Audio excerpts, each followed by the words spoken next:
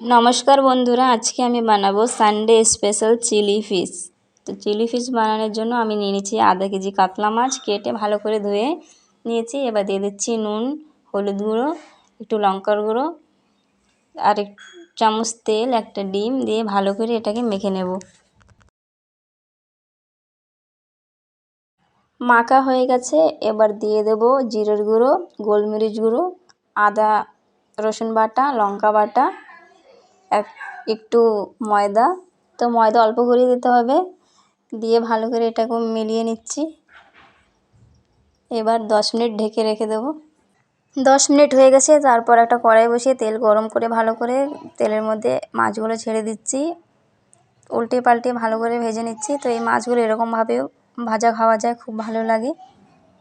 তো এই যে মাছগুলো ভাজা হয়ে গেছে, এবার তুলে নিচ্ছি। বাকি মাছগুলো ভেজে নেব এরকম করে। আর একটুখানি তেল তুলে রেখে দেবো। তো এই যে একটু তেল তুলে রেখে দিচ্ছি। তারপরে দিয়ে দিচ্ছি পেঁয়াজ কুচি। পেঁয়াজটাকে একটু লাল লাল করে ভেজে নেব। এখন দিয়ে দিচ্ছি রসুন বাটা। রসুন বাটাটাকেও ভালো করে ভেজে নেব।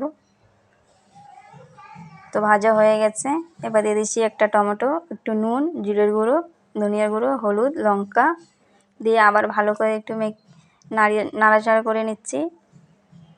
সামান্য একটু জল দিয়ে দিচ্ছি, মশলাটা যেন না পুড়ে যায়।